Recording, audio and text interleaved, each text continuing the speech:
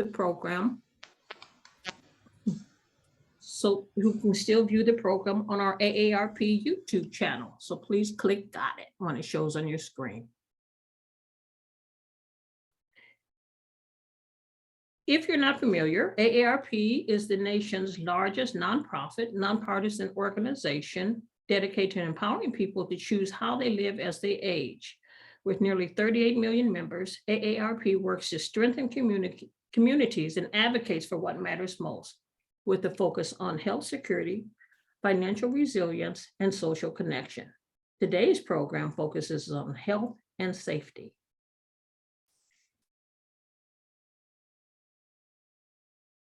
And please note,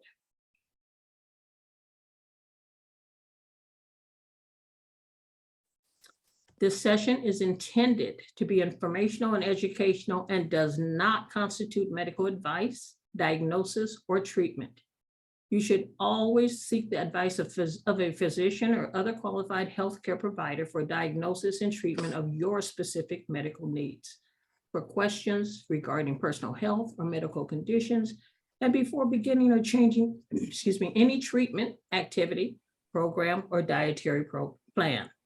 AARP is not responsible for the consequences of any decisions or actions taken in reliance upon or as a result of the information provided during this event.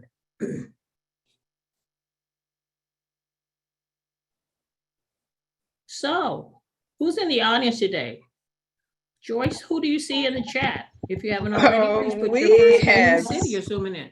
We have so many people in the chat. Los Angeles is definitely in the house. We even have a breakfast club from Los Angeles, which is really cool. We have them coming from Honolulu. Can you believe that? San Francisco, San Diego, New Orleans, Virginia. Whew! There's so many people. Thank you so very much for coming. Back to you, Jacqueline. Oh, thank you, Joyce. I appreciate that. And thank all of you for sharing in the chat. We are delighted to have all of you join us today, and we hope you have your coffee, your tea, or other beverage with you.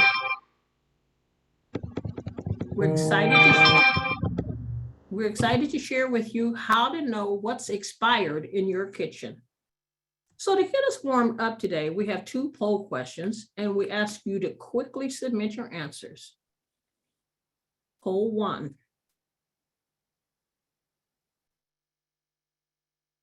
How can you tell whether food has gone bad? By smell, appearance, date on packaging, making a friend or family member taste it, or something else? Please put your answer in the chat. Okay, it looks like a whole lot of smelling going on.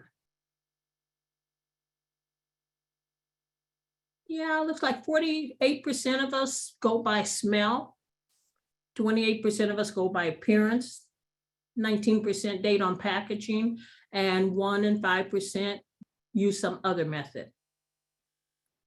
Okay. Poll number 2.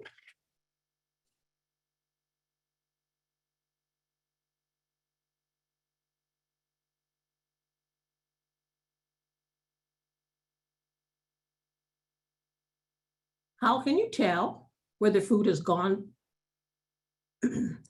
How can you tell about food safety and storage?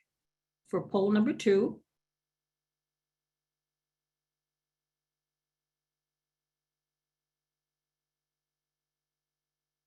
I'd like to learn more about, the right temperature for the refrigerator or freezer. I'd like to learn about safely taking food to a potluck or a picnic. How to properly clean cooking tools, surfaces, or storage. Reading package dates, expires. It's not up. Best Buy, freeze, huh? It is not up. There we go. There we go. Okay, let's start. Food safety and storage. I want to learn more today about the right temperature for the refrigerator or freezer, safely taking food by the way. safely taking food. Move this We approve. do not see the poll number 2 on our screens. Okay, thank you for letting us know. We'll take care of that.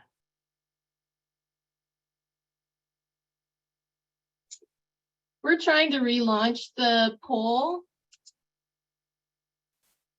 There it goes. I see it. Everybody see the poll? Okay. I want to learn more about the right temperature for refrigerator or freezer, safely taking food to a potluck or a picnic, properly cleaning tools, surfaces, or storage, reading package dates, how to wash fruits and vegetables, or something else. Please put your answer in the chat. And it looks like wow, it looks pretty even. We want to learn about reading package dates. About 26% of us do. Properly cleaning tools and surfaces, and washing fruits and vegetables. Thanks so much for taking the poll. Joyce, you see any comments in the chat?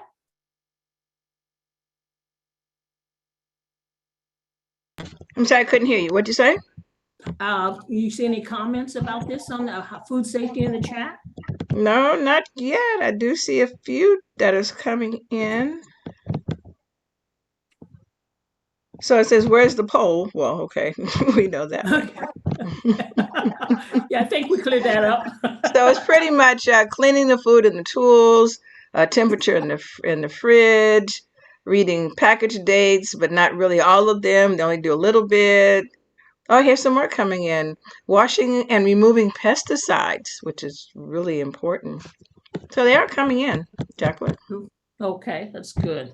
Good. So it was about 25% of safely taking food to a potluck or picnic, or how to properly clean tools and surfaces. That was the main thing, but we're going to learn a lot more than that today. Because it is my pleasure to introduce our guest speaker, Meredith Carothers. Meredith Carothers, MPH, is a food safety specialist with USDA's Food Safety and Inspection Service. She works with the food safety education staff and communicates with consumers in the home about the importance of preventing foodborne illness. Very important. Welcome, Meredith Carothers. Hey, thanks so much for having me. Give me 1 second. I will share my screen so we can go through our very important program today that all of you are here for. Okay, just confirming that everyone can see my screen. Yes. Okay, Yes. great. Got it. So as I was just introduced, my name is Meredith Carothers. I work with USDA's Food Safety and Inspection Service, and we are going to be talking about how to tell if your food is expired. I'm also going to go through some general food safety information. That's going to be really important just for handling your food safely in general. But let's go ahead and get started because we have a lot to cover today. So I'm first going to start with doing a very general overview about FSIS, which is the Food Safety and Inspection Service. Food Safety and Inspection Service is responsible for ensuring that meat, poultry, and egg products in the U.S. are safe and that they are properly labeled and packaged.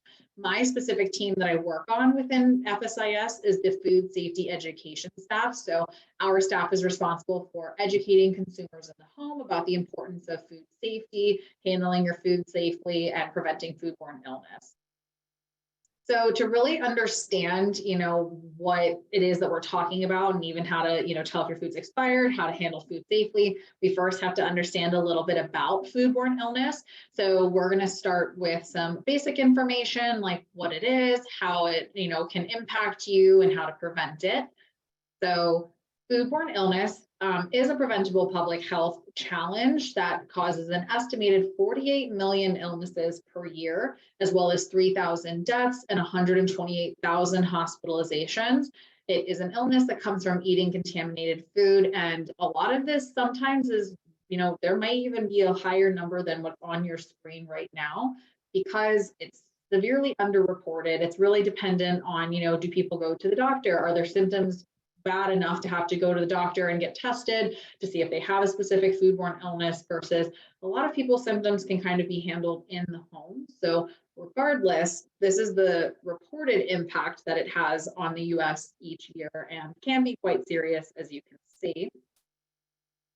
Some common foodborne pathogens are on your screen now. There are thousands of types of bacteria that are naturally present in our environment.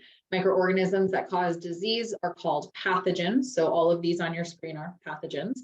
When certain pathogens enter the food supply, they can cause foodborne illness. So again, some of those are naturally present, but some foods, including safely cooked and ready to eat foods, can become cross-contaminated with pathogens transferred from raw egg products, raw meat, poultry, and seafood products and their juices, from other contaminated products or food handlers with poor personal hygiene. And if those get transferred to foods, they then can, cause foodborne illness by consuming them later on. And most cases of foodborne illness can be prevented with proper cooking, proper handling, or processing to destroy the pathogens in the food. These on your screen are some of the most common foodborne pathogens. It's obviously not extensive with all of them that are out there, but you may recognize a few like E. coli, salmonella, even listeria. Now, in the case of foodborne illness, we have to break down these bacteria into two different categories. So there's two different families of bacteria. There's either pathogenic, the kind that cause foodborne illness, or spoilage bacteria, which are the kind that cause foods to deteriorate and develop unpleasant tastes, textures, odors. Spoilage bacteria are microorganisms that are too small to be seen without a microscope, just as pathogenic bacteria, but they're all very small. They cause food to deteriorate and develop unpleasant odors, tastes, and textures. So that's going to be a lot of what we're talking about today, are foods that are affected by spoilage bacteria. These one-celled microorganisms can cause fruits and vegetables to go mushy, slimy. They can cause meat to develop a bad odor, ultimately food spoiling. Pathogenic bacteria cause diseases such as foodborne illness, and those are what we just spent a little time going over. The pathogenic bacteria can be found on raw meat and poultry products. If these foods are refrigerated, most of these pathogens do not reproduce, or if they do, they grow very slowly and they're destroyed when the product is cooked. If raw products are left out at warmer temperatures, these pathogens can produce heat-stable toxins or, poisons that cannot be killed by cooking. So that's why safe handling, refrigeration, keeping your foods cold is really important, especially now during summer months when it's pretty hot outside.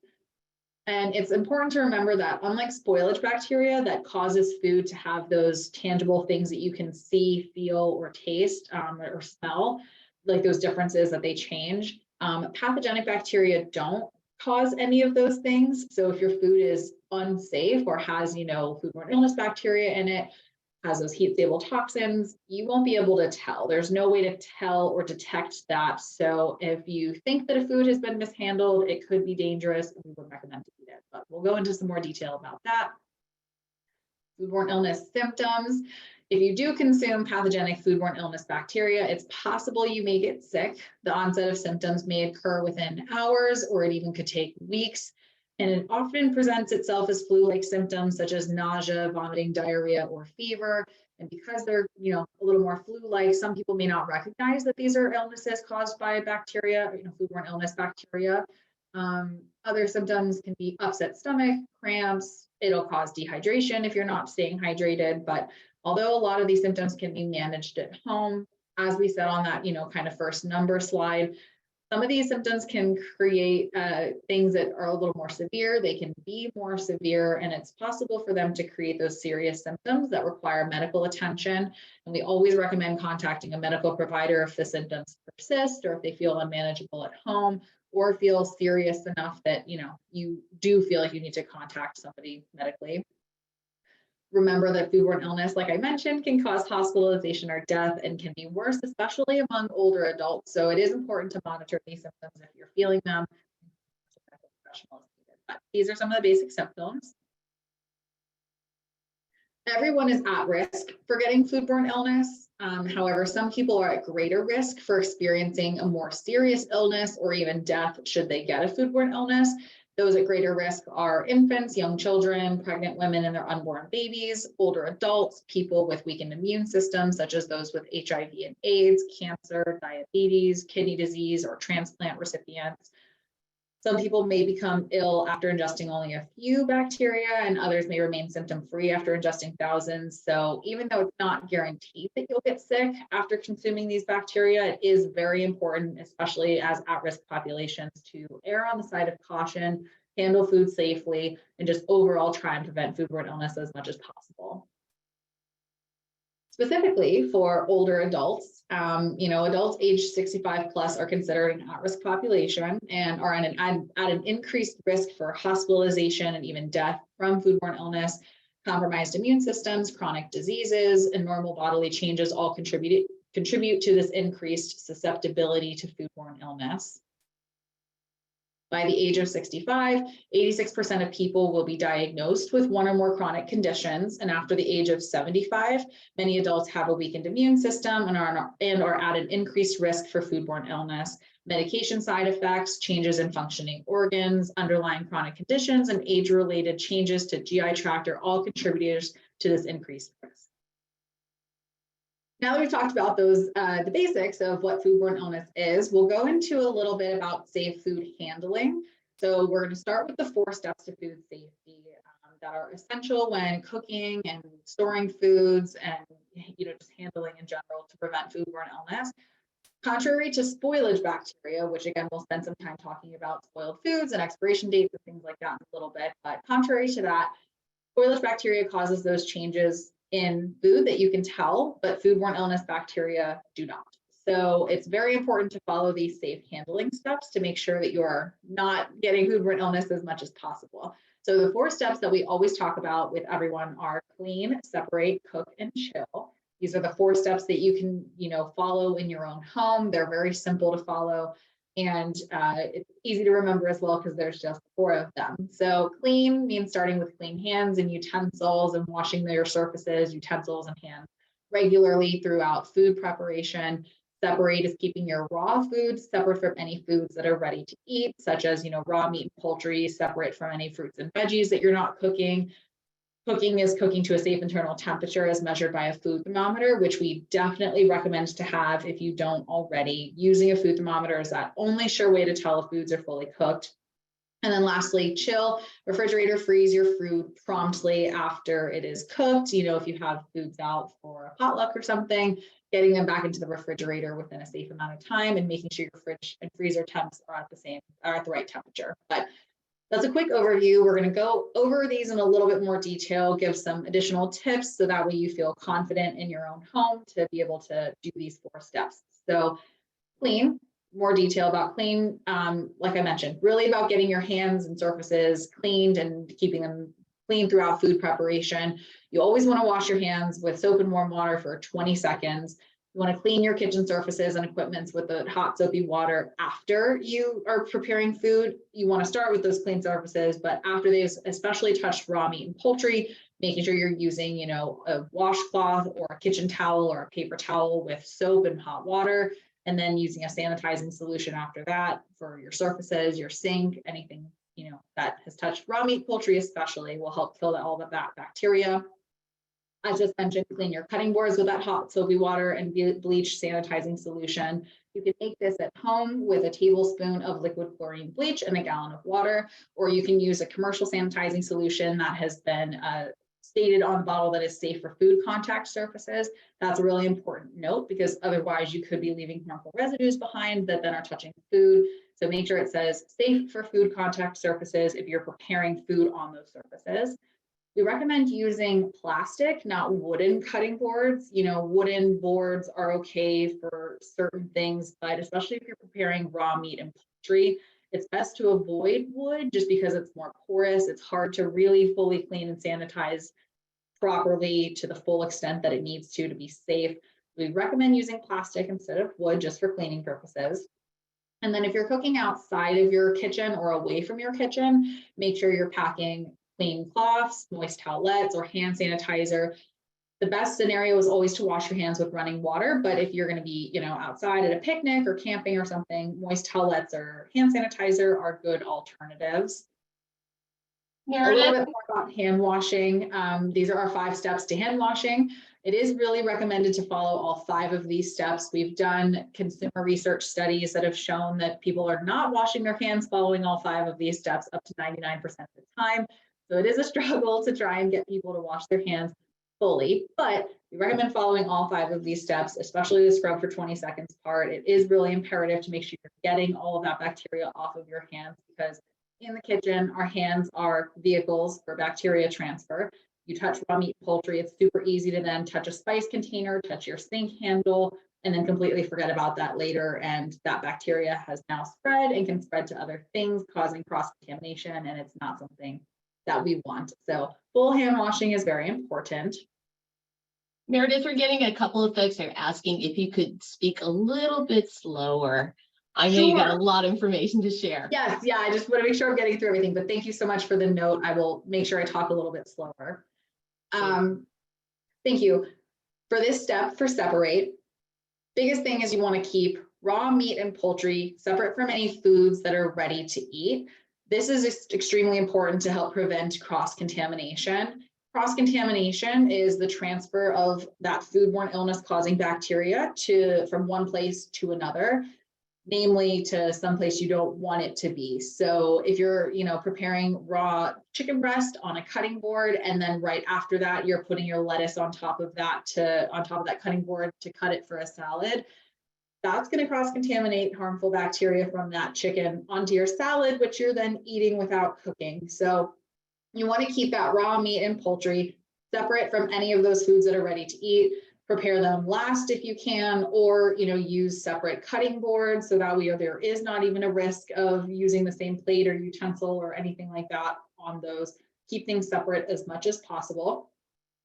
You want to store that raw meat, poultry, and seafood separately in the refrigerator. Sometimes packages can get little nicks in them and juices can leak. So you want to try and put those in, a dish or on a plate, or wrap them up, leave them in a bag when you put them in your refrigerator. That way juices aren't spilling or traveling, other places in your fridge, potentially leaking down onto other things.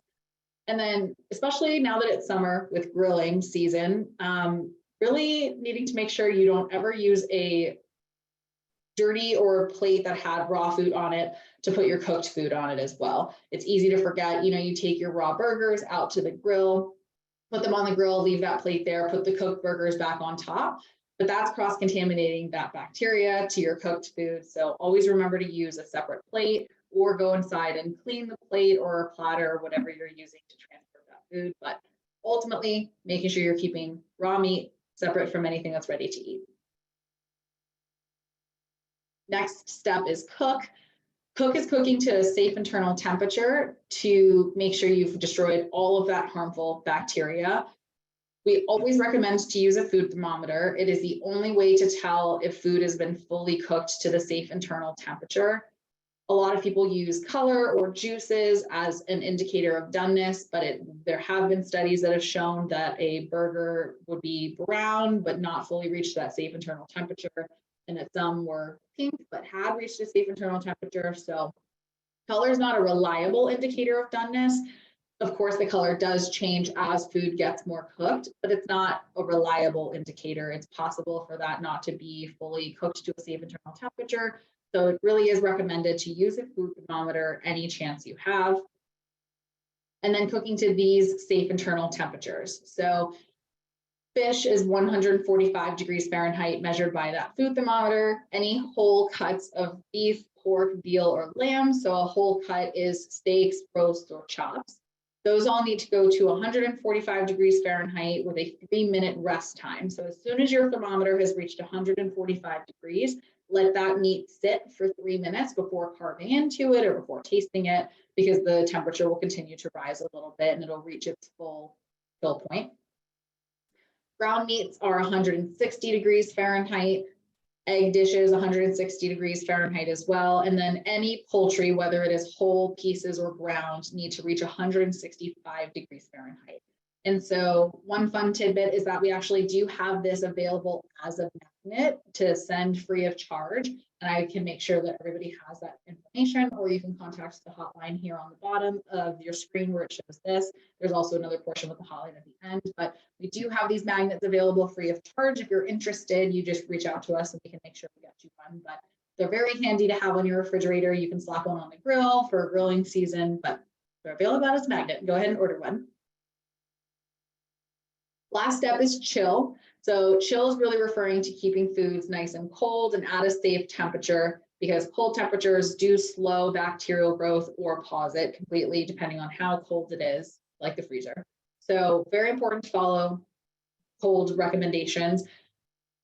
The danger zone is something that we all have to pay attention to, especially as we're preparing food, as we're having gatherings and keeping food out. The danger zone is that range of temperatures from 40 degrees Fahrenheit to 140 degrees Fahrenheit, where bacteria like to multiply rapidly. It's recommended to only leave food in that danger zone for up to 2 hours for, under 90 degrees, and then only 1 hour if the temperatures are above 90 degrees. Your refrigerator should be set to around 40 and your freezer should be set to around 0. We'll go into more details about that. But again, important to avoid the danger zone as much as possible. And room temperature does fall into that danger zone. If you're planning on transporting food, again, keeping in mind that danger zone, it's best to keep your cold food cold. Use cold sources like an ice pack or a frozen gel pack. You can freeze water bottles, juice boxes, things like that, or whatever's needed to help provide that cold around your food. If you're transporting hot food, we recommend using insulated containers or bags to help keep that food as warm as possible as you're traveling from starting point to wherever you're going. A little bit more about danger zone and the 2-hour rule. Like I said, the danger zone is that temperature range between 40 degrees Fahrenheit and 140 degrees Fahrenheit, where bacteria multiply rapidly. Room temperature does fall in that temperature range, so we do sometimes get calls on the meat and poultry hotline where people have said, oh, I left something out, my house is pretty cool, it's 68 degrees. That still falls in the danger zone above 40 degrees. So still have to follow the 2-hour rule with things like that. 2-hour rule, again, discard any foods left out more than 2 hours. 1 hour rule if it's above 90 degrees Fahrenheit. So now we're going to get more into storing foods and how to tell foods have gone bad and things like that, now that you've had your little crash course on safe food handling and foodborne illness. First things first, that's really important to talk about is refrigerating and freezing. Refrigeration, as we all know, keeps foods cold and is really important to help slow bacterial growth. When bacteria have nutrients, moisture, and favorable temperatures, they grow rapidly, increasing in numbers to the points where they can cause foodborne illness. Refrigerators should be set to maintain a temperature of 40 degrees or below, and freezers should be set to maintain a temperature of 0 degrees or below.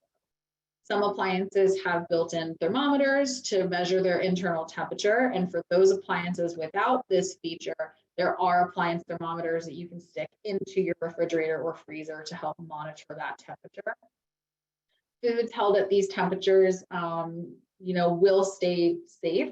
Refrigerated foods will still eventually spoil, or they, if there's bacteria that are very slow growing, if they're in there for too long, they can still have bacterial growth, but refrigeration slows that bacteria growth enough that it keeps our food, safer than if it wasn't in there.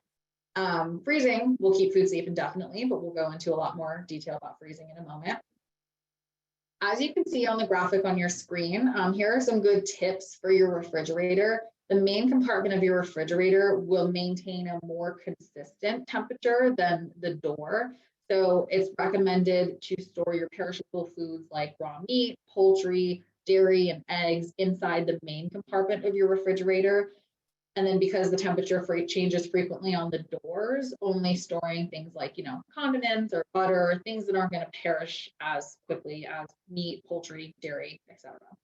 The drawers often tend to be best for fruits and vegetables. A lot of refrigerators nowadays keep them or, design them so they can maintain a certain humidity level or things like that that will help keep fruits and vegetables better for longer. And then, as I mentioned in our separate section, it's great to prevent raw juices from meat and poultry from leaking by putting it in a dish or on a plate or in a bag, something to help prevent those juices from leaking down to further areas. Here is a refrigerator storage chart. So foods will keep their best freshness and quality in the refrigerator for varying times. It just depends on what the food product is. Raw whole cuts of beef, pork, veal, and lamb will keep the best freshness and quality for about 4 to 5 days after purchase, and it's best to use or freeze them within that time frame.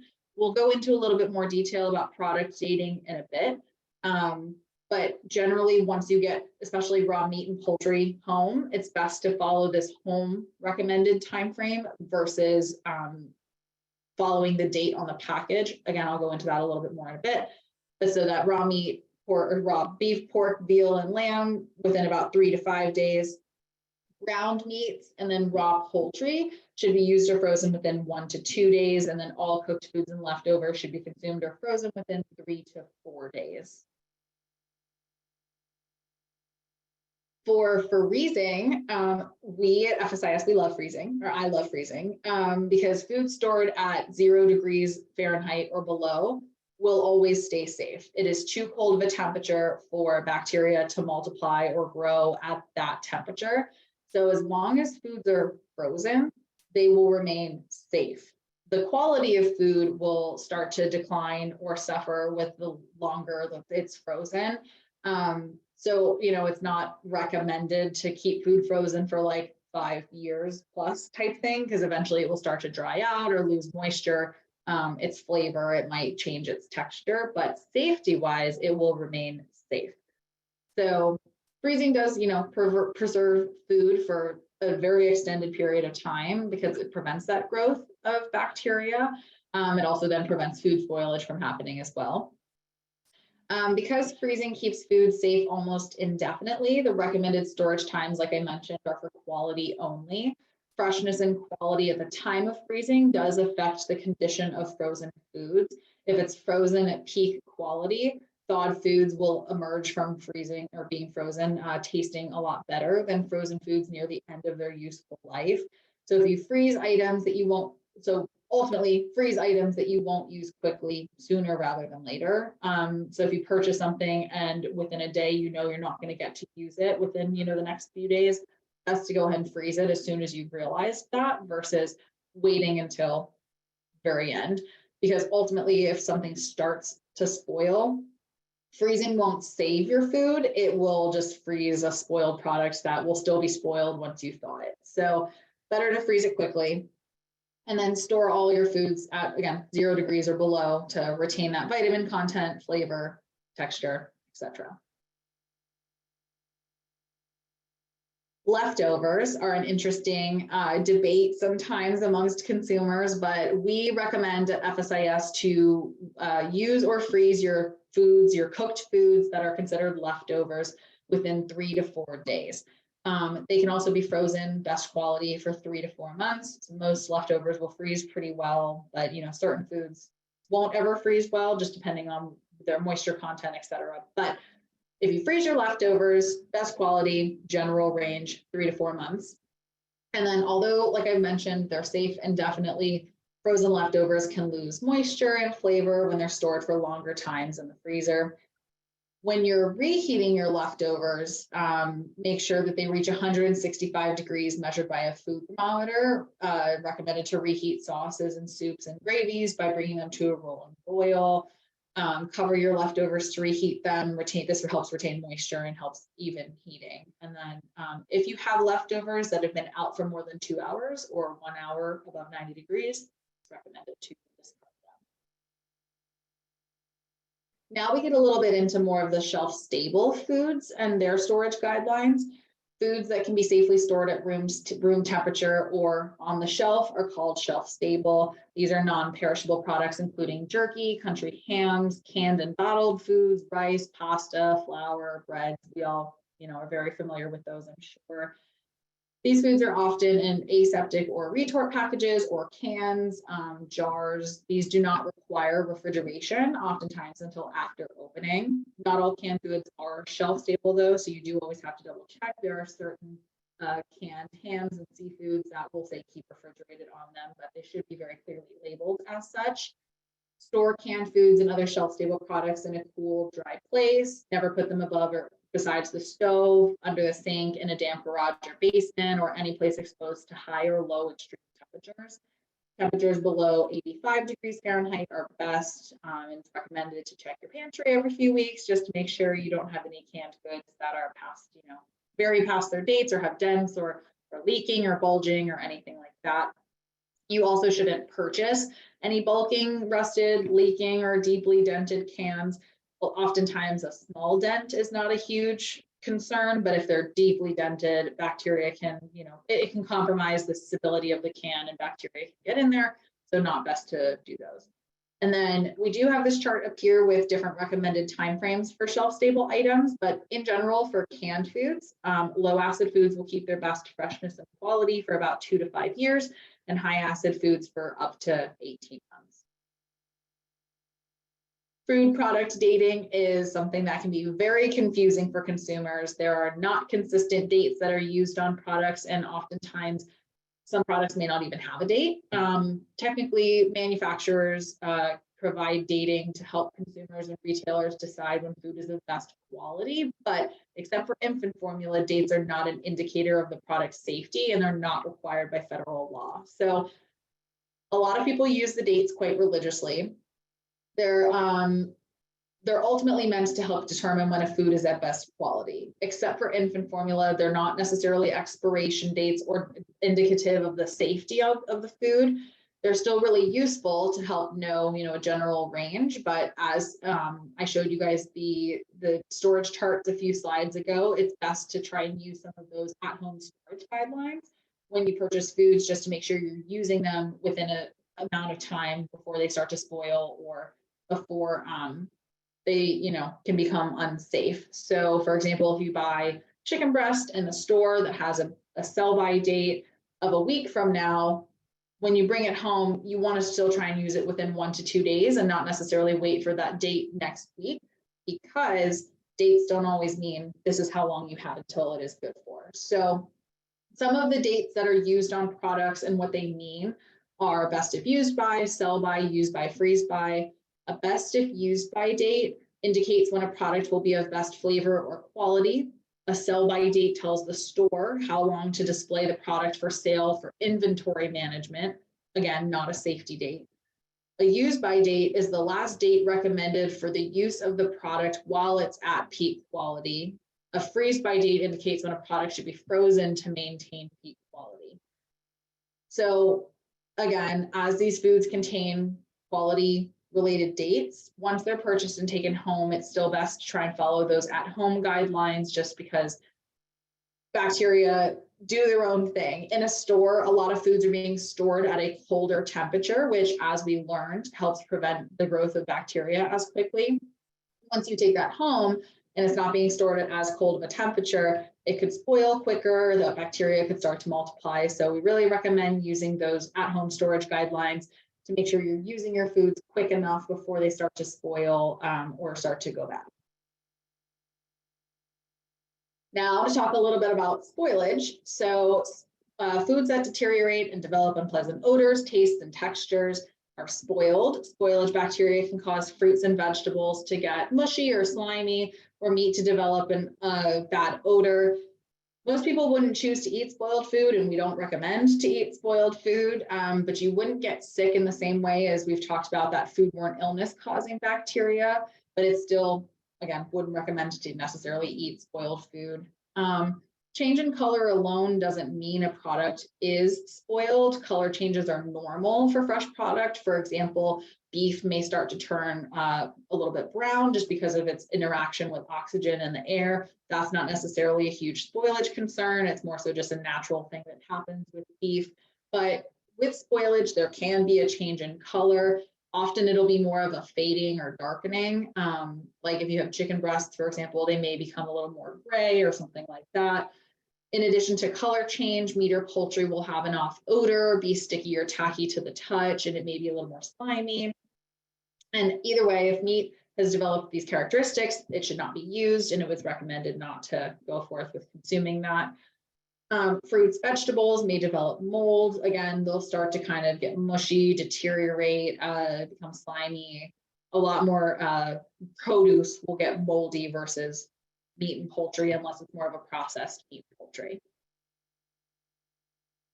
We talked a little bit about dating, and there's a common question that are foods safe after the date passes? If the date passes during home storage, a product should still be safe and wholesome if handled properly until the time spoilage is evident. This really applies to, you know, things like shelf-stable items. You know, if you have noodles or bread or canned foods, that date may pass, but that food is most likely still perfectly safe until you start noticing signs of spoilage. As mentioned with meat, poultry items, some of those more fresh items, it's not as best to follow the date just because you want to make sure you're using it before spoilage happens. But we do often tell people, you know, with some products, if you're like a day past the date, or if you purchase it on that date and you want to use it 2 days later, usually that's okay as long as you haven't noticed any signs of spoilage. But if you purchase deli meat or anything like that, any other raw meat or poultry, and you've had it for more than a few days, generally best to start trying to use it as opposed to waiting, you know, much past a date. Because as I mentioned, as we, you know, are talking about as an at-risk population, it's really best that, you know, you err on the side of caution and try not to really push the gamut on certain food items that can be riskier. And we always just say, when in doubt, throw it out. So for more shelf-stable items, products should still be okay past the date as long as there's no spoilage. But for fresh meats, poultry, produce, best to try and follow the at-home storage guidelines. When it comes to molds, some molds cause allergic reactions, respiratory problems, or could produce mycotoxins that can make people sick. So molds are interesting to try and notice and deal with, but some foods can be saved from mold, a lot can't.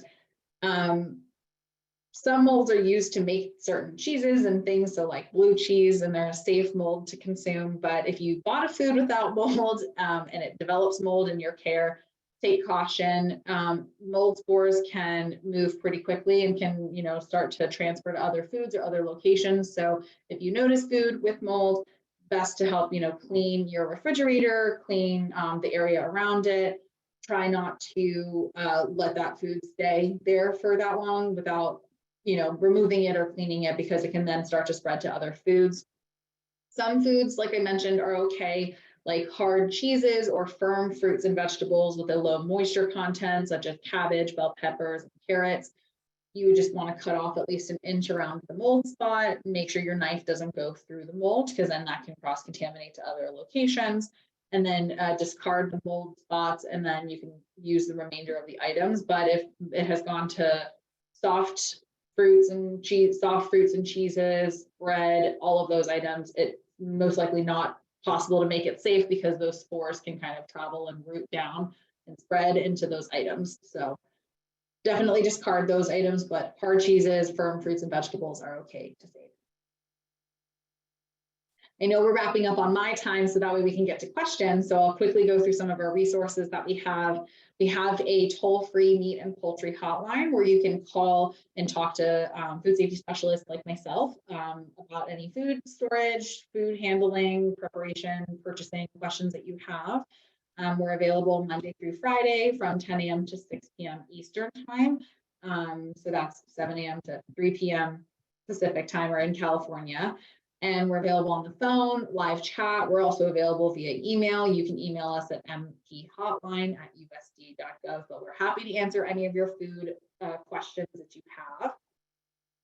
We do have a Food Keeper app that's available for a smartphone and also on the internet, so web-based. That is an app that provides guidance on safe handling, preparation, and storage of foods. So the app is really cool. You can search a food product and it will tell you the recommended storage for in-home of that food item. You can also add those food items to your calendar. So that way you can get a calendar reminder that says, hey, use this item, or a reminder to use this item within this amount of time or by this date. There's over 650 food and beverage items. You can also recommend or place a request for items if you don't see it in the app. It's available on Google and Apple, or Android and Apple, and it's a free app, so it's a really great resource to have in your pocket or easy access when you're thinking about food storage and how long to keep your items for. As a heads up, we are having issues with the Google Play and Android versions at the moment, but our developing team is now getting this fixed. But otherwise, big plug for the app. It is great. Go ahead and download it so you can get your tips for food storage. And then now I'm ready for questions. Oh, wow. That's a lot of good information, and we all have a bunch of questions. Joyce, can you tell us what's in the chat? I know there's a ton of questions, especially about. There are so many questions in here. We may not be able to get to all of them, but I will just try to go from the top to the bottom for the people that put the questions out of the first one. So this first one, which was a while ago, it says, how long is it safe to have the refrigerator off when the power goes off?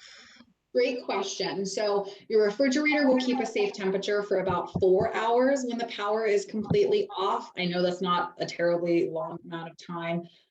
So if you can tell that your power is going to be off for longer than 4 hours, it's best to go ahead and transfer those foods into a cooler or freeze some items ahead of time if you know the power is going to go. Your freezer will keep a safe temperature for up to 48 hours, depending on how full it is. So if your freezer is full, it has up to about 48 hours. If it's half full, about 24 hours. Okay, thank you. The other question is, I like lasagna. So this question says, can you put a hot pan of lasagna right in the refrigerator after you get it out, or after you get ready to eat it, or maybe a half an hour? So what's that rule of thumb for any hot foods, not necessarily lasagna, which I like, but any kind of hot foods when you first get it? What's the rule of thumb? Sure. So the bigger an item is that goes into the fridge, the longer it's going to take to cool down within a safe amount of time. So with larger portions of leftovers, we recommend to break them down into smaller portions if you can. So if you have a huge pan of lasagna and you've only touched like a quarter of it, for example, probably best to try and break that down into 2 or 3 smaller, shallower containers, just to make sure it has that surface area and the amount of time to cool quick enough without being big and condensed in that. For hot portions of food, you can put them right into the fridge, but again, a larger portion takes too long to cool down safely. So break it out into smaller pieces, or we don't like to say wait and leave it on the counter, because then it's often that people will forget about it or it's been too long. So smaller containers is best. Okay, great. And what about glass cutting boards? Glass cutting boards are fine. We did say plastic, but anything other than wooden that can be easily cleaned fully is fine. So glass is okay. Now, some people do have wood cutting boards like me. So it says, but then this other question says, can I clean my wood cutting board with lemon juice instead of bleach or solutions? Or what's the best solution so I don't throw it out? Right. So that's what gets tricky, because, bleach will eventually start to break down, or can eventually start to break down wood. Other sanitizing solutions then may get stuck in that porous, or some residues might get left over in the pores of the wood. Lemon juice isn't necessarily a proven full sanitizing option to use. So it may help, but it's not going to guarantee that it's fully cleaning and sanitizing. So again, best to avoid using wood if possible. Okay, that's for the wood users. Now, you did mention about a thermometer, and thermometers are very important, but some of our viewers are having a problem using a thermometer, or they just stop using it. Is there a good way for them, any tips for them about thermometer use? Yeah, so I know, we do get a lot of feedback from people that, especially those the dial read thermometers are often the cheapest ones in the store, easiest access financially to people. But the dial can be really hard to read. It can be a little, unreliable sometimes. So if you can get a digital thermometer, especially maybe a digital thermometer big enough to be able to read the numbers pretty well, that's what we recommend. They do often retail for less than, $15, $20 in the stores and are very accessible. We do also sometimes run promotions to send out free food thermometers, similar to the magnets. You can contact us and request those. We do have some back in stock now, so if you email us, we can get those to you, but we do tend to run out of stock fairly often because they're popular. But food thermometer is really the only way that we truly recommend to tell if a food is safely cooked. Otherwise, overcook as much as possible, but that will produce a very quality product, or can make it dry and tough and whatnot. So food thermometer is always going to be your best option. Great, thank you so much. What about fish? One of our members here, they didn't really see anything on the chart. So tell us a little bit about how do you keep frozen fish or frozen seafood, please? Sure, yeah. So I don't have it off the top of my head very well. Usually raw fish in the fridge, you still want to use within about 1 to 2 days.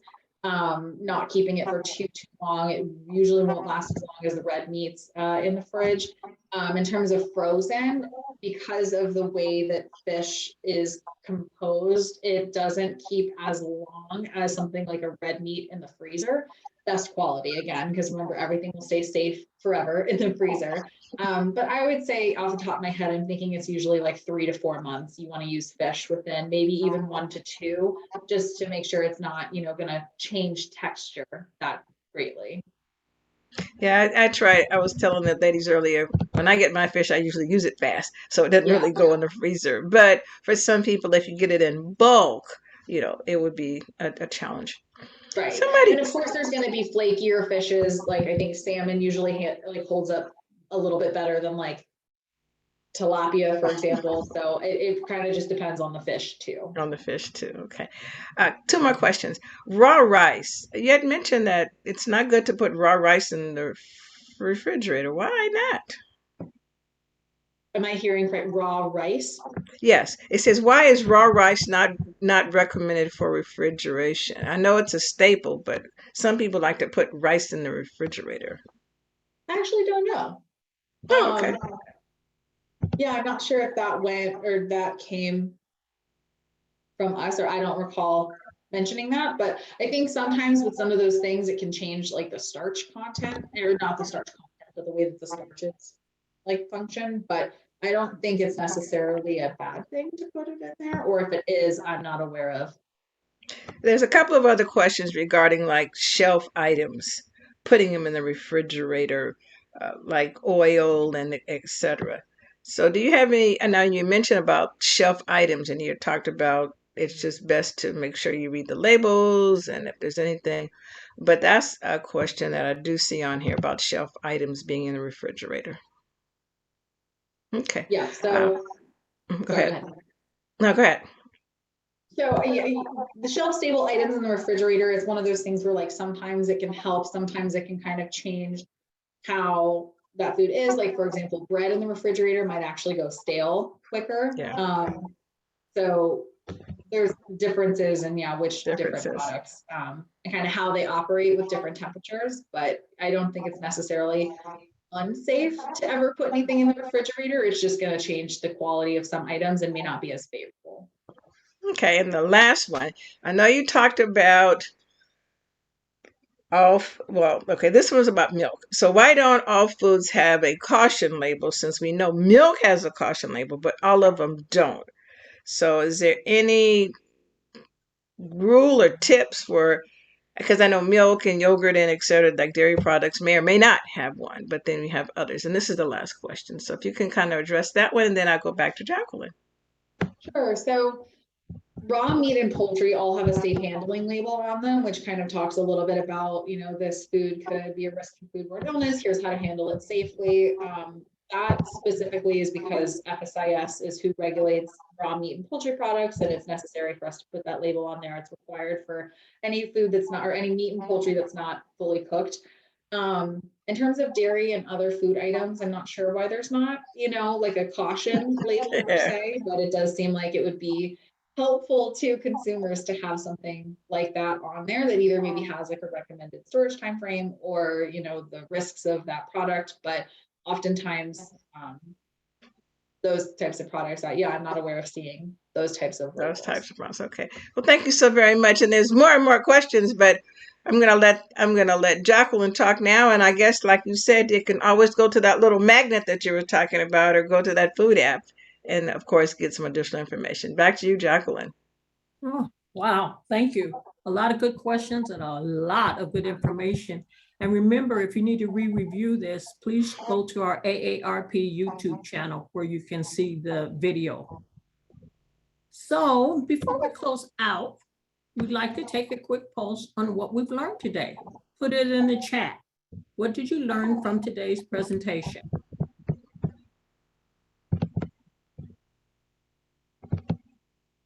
Joyce, what are people putting in the chat? Hydrogen per, okay. Oh, Ken Meredith, okay, I'm still looking. I'm going down the line here. There was so much, one lady said quite a bit. It's a lot going on here. People are still asking, where can I get a free thermometer? But you know, so I'm just saying that there are some people are just saying that they've learned a lot, which is really good. And everybody's, and I do see several people asking for thermometers. Like, where can I get some thermometers at? I can put the email address to send a request for a thermometer to in the chat right now. So that way, if you want a thermometer or a magnet, please feel free to email there.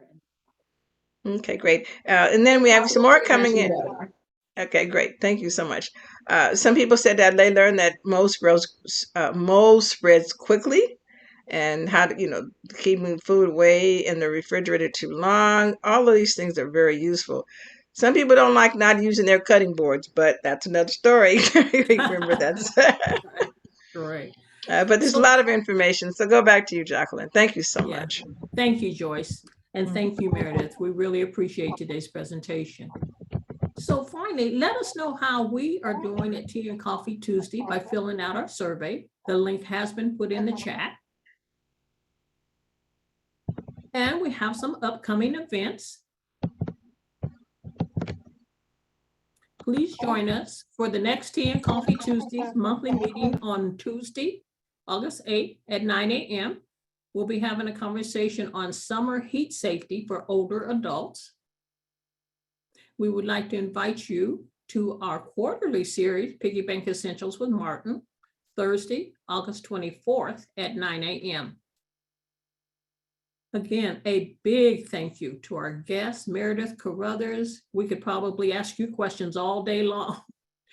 Our moderator, Joyce Howard, who had a lot to deal with today. Our tech and production team, Connie Moore and Sarita Cardoza. Of course, our AARP staff, and all of you. Again, I'm Jacqueline Cole, your host. Thank you for joining us today. I hope you learned a lot. This concludes our program. You may leave the Zoom meeting now.